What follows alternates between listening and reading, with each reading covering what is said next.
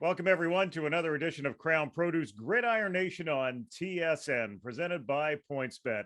Mike is in Toronto, Gord is in Vancouver, and I'm right here on Football Island getting ready to run the 2-minute offense. It was easy peasy for the Crimson Tide against New Mexico State. John Mechie III was in full possession receiver mode. 6 catches for 48 yards. Curtis Rourke has taken the steering wheel and is driving the Ohio Bobcats offense. Another 3-touchdown day through the air and a win over Eastern Michigan. Penn State came up just short again for another week, this time to Big Blue. Theo Johnson is now part of the offense, 4 receptions this week for 28 yards. Jesse Luketa with 7 tackles. Calgary cornerback Dean Leonard had an outstanding day for Ole Miss, 9 tackles and 3 pass breakups. Guelph's Taveus Robinson had a good one as well, 3 tackles and a sack. Rebels over Texas A&M. Battle of the Canadian linemen, Luigi Villain's Wake Forest over Daniel Joseph's NC State. Joseph had the better day statistically with 4 tackles and a TFL. Alonzo Adai had 8 tackles and a TFL from his safety position. Akeem Messidor had 2 tackles and a sack, but the Mountaineers were doubled up on by Kansas State. Coastal Carolina upset by Georgia State by just 2 points. Enoch McConzo with 4 tackles and a forced fumble in the Chanticleer's second loss of the season.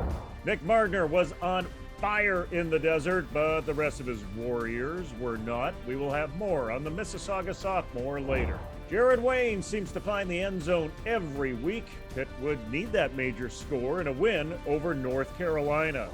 Quarterback Quincy Vaughn had a TD pass, and Quentin Sagan led all with 6 tackles in North Dakota's 14-7 win over Illinois State. Let's go to Division II, and now that Simon Fraser's season is over, they went 1-7 with the lone win coming against an NAI school with a terrible record. The final game was a 70-0 loss against Central Washington. What is next for this program? Is the team without a name a team without a future? Well, I don't know if they don't have a future, but what I really do question is if that future is still in the Division II GNAC. Now, longtime viewers of this program know that I've been a cynic of that move since the very beginning, but it was a lot more defensible of a fit when they first went down to D2 than it is now, because in the last couple of years, 2 programs in the conference have folded. Another one has moved up to the FCS level, leaving them with just 3 teams left in the conference. And my friends, 3 teams does not a conference make. And what's worse for SFU is the 2 teams left, they've historically just not been able to compete with, most notably Central, who has beat them soundly basically every time they played them since they moved south of the line. In terms of where their fit is, I mean, there's elements to the fit with them moving back to Canada that I've always thought is natural.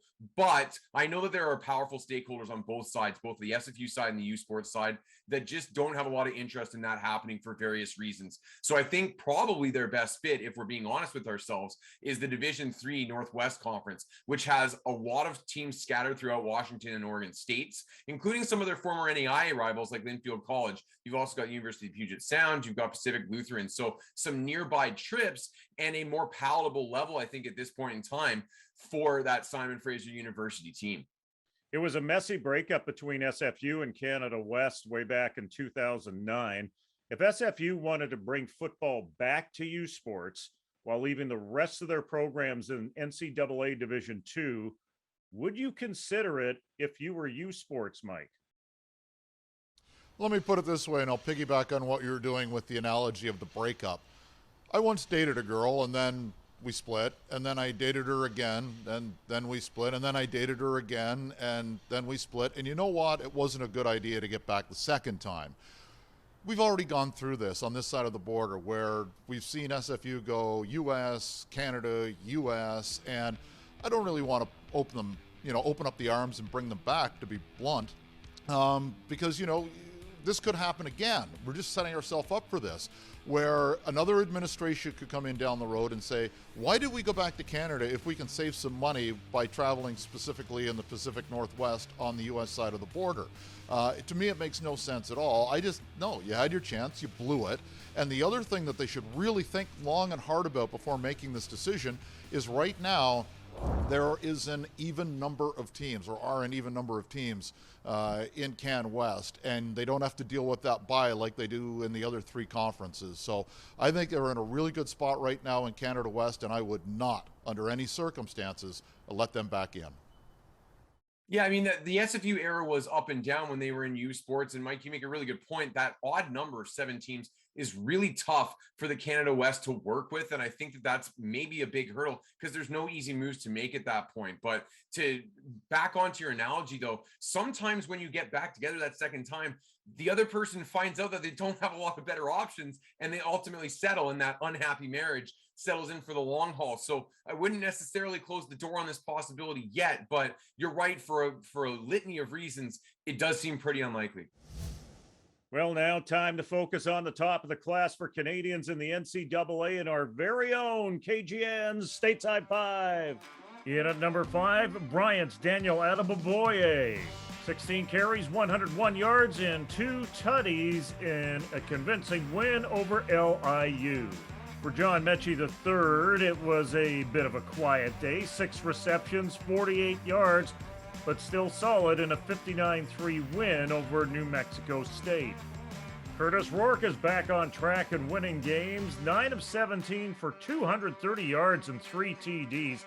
Added another 55 yards on the ground in a win over Eastern Michigan. Jared Wayne has a permanent reservation in the 5 this week. 3 catches for 70 yards and a touchdown in a 7-point win over UNC. And it may have been in a losing cause, but it's impossible to ignore Nick Mardner. 4 receptions, 139 yards, and a TD for the big play guy from Mississauga.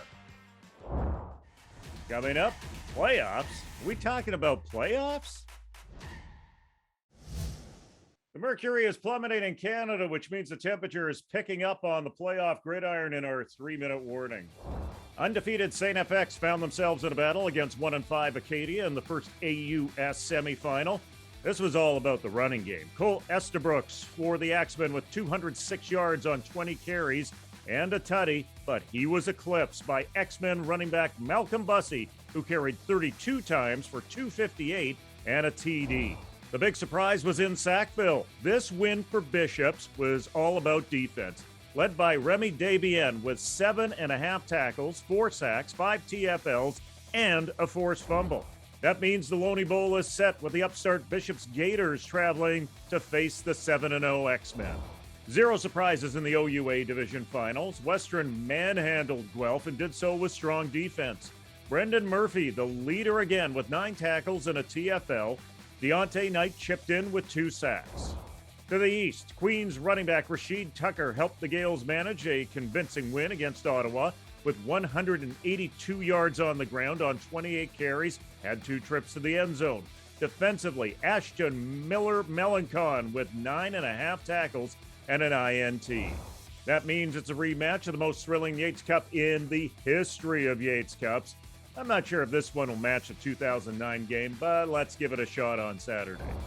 If you're thinking that college football playoffs are all palm trees and domed stadiums, this is Canada, and it's really damn cold. And stone cold is what the Manitoba Bisons were with Alberta, emphasized by this Brock Gowan-Locke special teams hit. Only 72 yards passing for the Bisons, but Manitoba's defense forced 3 fumbles in a rout at IGF.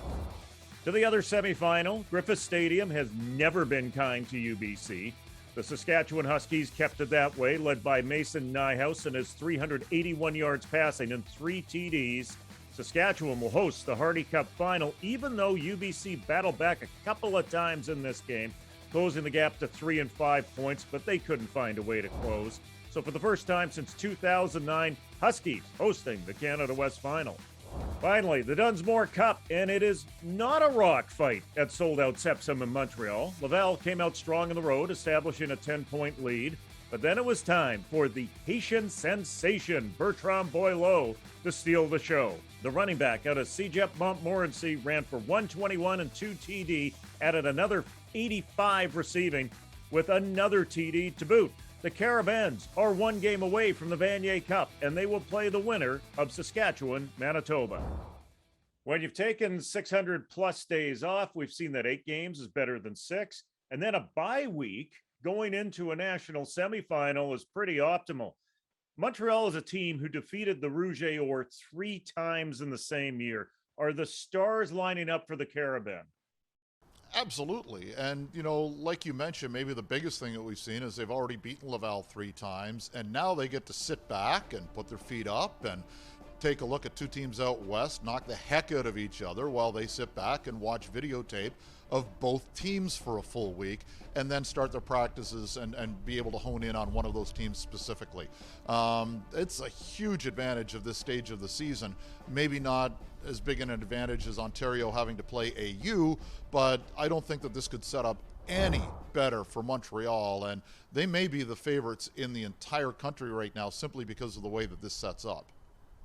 Well, look, I do think that we're sleeping on Saskatchewan a little bit here, guys. If they do get through the Hardy Cup this weekend, that team is who will match up against Montreal in the national semis. And in my opinion, there are still people sleeping on Saskatchewan across the country. They've really vaulted themselves into the conversation of a legitimate national title contender if they stay healthy. So I really like their chances, all things being even, against the Montreal Carabin. But as you guys alluded to, things may not actually be even in this bye week. And I understand that COVID has made things difficult for U Sports, but having the Carabin get this bye week right after their conference championship, like, we're now talking a competitive balance issue at the national semifinal level. I really feel like that's something that was a predictable challenge that U Sports could have found some way to show some leadership and straighten out. And that may ultimately prove to be the difference for them. But to just stay in pure on the field that Montreal won't get challenged till the national championship game, I don't agree with that. And I do think that if it's Saskatchewan that comes out of the Canada West, which I believe they will, they'll give them a run for their money. This has been a season full of surprises. Do you think the playoffs will present any more upsets, Gord? I mean, let's not write off the Manitoba Bisons, who can absolutely put together the type of effort that would knock off the Saskatchewan Huskies. But if they're going to do that, they can't give up 237 yards on the ground like they did the first time they played them. And what was most interesting about that number was it's not like it was Adam Mackard, the guy whose name we recognize most, just running all over them. This was a team effort with 5 different runners running for at least 25 yards, and Josh Uinchina leading the charge with just 84. So the whole team ran all over the Manitoba defense. And if that happens again, the Bisons aren't going to stand a chance. If they can hold the front, though, they do have the explosive players that they could potentially pull one off. I'm just not counting on it. Out in the AUS, Bishops beating Acadia was a great story to get them into this game, but I think St. FX has another level of polish to them above what Acadia had. I would be really surprised if St. FX doesn't come out there. And then in Ontario, I got to be honest, maybe this is the Queens alum in me speaking, but one of these teams is undefeated and at home, and the other one isn't. And as much as Western has the pedigree and has played very well since that opening weekend loss, I don't think that Queens winning this game is something we can even qualify as an upset. So I think the OUA is a wash if we're talking upsets. The other two, I feel pretty safe in predicting the favorite at this point. At this stage, Gord, I don't see either team winning in Can West being an upset, to be frank, because I think they're 2 really good teams. Same thing in AU, where there's parity between the 2 finalists. If there's going to be an upset at this round, it might be in Kingston. And I really don't see that happening, although it wouldn't really stun me, although it would be a surprise. Queens on the line can play exceptionally well, but they've still got that Western behemoth in front of them. So it would be a surprise, but if Queens plays as well on the line as I think it can, I think we could see an upset there. But to me, the other conferences are so close in talent, I don't see either one being a surprise. Coming up, we'll do some goat herding. Let's dive straight into some CJEP semifinals. Division II, John Abbott. Quarterback Keelan Trepanier buys time, throws up a prayer on the last play of the game. It is answered by David Sheehan. Sherbrooke is bounced, and the Abbott faithful are going crazy, baby bonzo on the south side of the mountain. 3 CJEP finals coming up on the weekend in Thetford. Friday night, it's John Abbott and Momo. Saturday, it's the D1 final, and the nightcap at 5 was Jean-Pierre and Beauce. CJFL Prairie Final. Carter McLean ran for 204, the Hilltops 386, and Saskatoon won the PFC for the 7th straight year. The Hilltops now travel to BC to battle the Langley Rams Saturday. The Rams won the Cullen Cup over Okanagan, where neither team scored a touchdown. It's the third straight season for the Rams and the Hilltops, with Saskatoon winning both previous meetings in the Canadian Bowl. The winner of that game will travel to Ontario to play in this year's Canadian Bowl. It is PointsBet Canadian GOAT time. Our friends at PointsBet have teamed up with the KGN crew to present the PointsBet Canadian GOAT search for the top college position players of all time. We break it down into 3 eras and by position group. This week, it's the defensive linemen. Mike, let's start with you. Who are your 3 picks from the 3 eras on the defensive line? Well, I'm going to go back to your neck of the woods, you and Gordy, for my my old guy, as it were, and he'll hate me saying that, but Jason Riley with UBC. You go back into that era, it was really difficult to find somebody who was an All-Canadian twice, and he was. And he was a Can West defensive lineman of the year 2 different times, and a part of that fantastic 82 Vanier Cup team. And one game that year, he had 6 sacks in one game. And we think of him more as a coach and a pro, but I think sometimes we forget how good he was at the U Sports level. In the middle group, I'm going to go with Israel Adonijah at Manitoba. And, here's a guy that when I was calling the Vanier Cup that Manitoba played against St. Mary's, they warned me all week, wait till you see this Adonijah kid. He doesn't have a big background in football, but he's something special. And he was. He's a Metris winner, and just the talent alone, he was just a fantastic D lineman, not only at Manitoba, but in the NFL as well. And then you move forward to the recent guys, and I think it's an easy one for me, even though it wasn't an NCAA guy, and we have Neville Gallimore and guys like that, but it's Matthew Betts. He was just dominant at Laval, a 3-time Metris winner. He was the Gorman Trophy winner as Rookie of the Year, and then on top of that, was able to win a couple of Vanier Cups. So for me, the last one was probably the easiest, but we'll go Betts, we'll go Riley, and we'll go Adonijah. Well, gentlemen, I'm going to not go with somebody pre-1991 because I'm just not old enough to really have a good feel for it. And I'd just be working off a stat page. I don't think that does it justice. So what I'll do is I'll give you 2 from each of the latter 2 categories. And I'll start with that middle tier, the next generation. And Brent Johnson is the first guy I want to talk about. And we all know that name very well from his CFL days, but it's worth talking about what a college player Brent Johnson was coming out of Kingston, Ontario, goes down to Ohio State, the Ohio State University. That's a huge jump for a Canadian kid from a Canadian public school to make. He went down there and thrived. And then, of course, we saw what happened to CFL. He ends up in the Hall of Fame. Another guy who's in the Canadian Football Hall of Fame that bears mentioning here is Doug Brown, local guy from my neck of the woods in Port Moody, BC. Plays at Simon Fraser, an All-American in the NAIA, a multiple-time All-Conference guy, and then, of course, another guy who went on to have a very decorated CFL career, mostly with the Winnipeg Blue Bombers. In the modern era, a couple guys I want to talk about. One guy who his life kind of went off track once he got into the pros, and so he kind of flies underneath the radar in this conversation. But another guy from my neck of the woods, in fact, my old high school, actually, Adam Braidwood, goes down to Washington State, has an excellent career at Washington State, part of a Rose Bowl team with the Cougars, which, by the way, is the last time they made the Rose Bowl. Goes first overall in the CFL draft, has an excellent rookie season with the Edmonton, formerly Eskimos, and then his life goes off track. But he was a guy, had things stayed on track, I think would legitimately be in this conversation. Another guy I want to talk about is Arnold Gascon Nadan, the only 2-time back-to-back Metris Trophy winner as the most outstanding lineman in U Sports. He's obviously a back-to-back first-team All-Canadian as well. An outstanding standout career for the defensive end at Laval on teams that won multiple national championships while he was there. He's a guy that, because he didn't make much of an impact in the CFL, a lot of the people that follow the 3-down game at that level, not necessarily paying a ton of attention to him, but if you look at his college career, it is right up there with the top. That guy deserves to be in this conversation too. Plenty to agree with here. I was originally going to go with one of the top 2 Washington Huskies of all time, Arne Weinmeister, who is consistently ranked as the number 2 Husky of all time, just behind Warren Moon. He went to the Pro Football Hall of Fame, but I'm going to settle on Marcus Koch, an All-American at Boise State. I'm with Mike on the middle category. Izzy Endogene from Manitoba, certainly the best story of the group. The current one, though, really tough. And he was never a first-team all-conference guy, but Neville Gallimore is my guy for his 4 full years at Oklahoma, and that guy stepped up big in big games. So here is your pre-1991 group covering a whole lot of territory. The next-gen group from 1991 to 2005. And a very competitive contemporary D lineman group. As always, you can vote on Twitter at KGN on TSN throughout the weekend on each era of our PointsBet Canadian GOATs. And if you think we've missed someone, let us know and we'll include them in our PointsBet wildcard vote. Coming up, it's our fearless NCAA picks. NCAA picks of the week.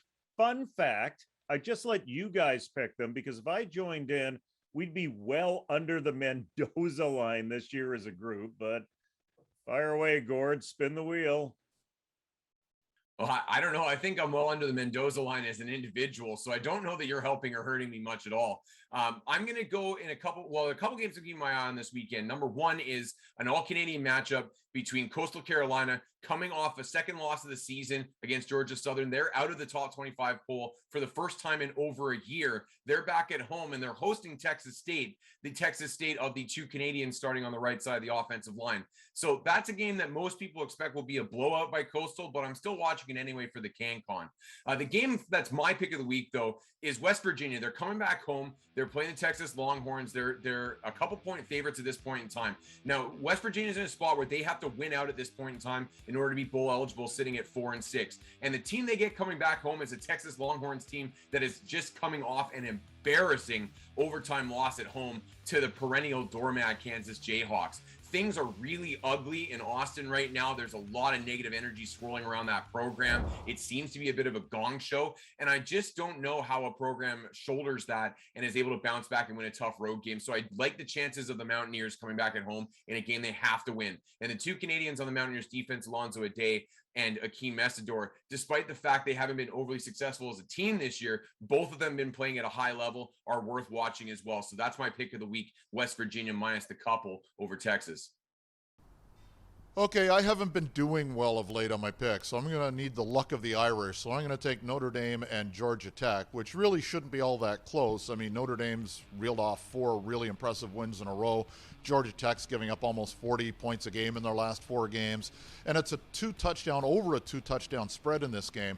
But I'm going to go with Notre Dame because I need a little bit of luck of Irish. And there's also the biggest factor in this game of all, and it's the Rudy factor.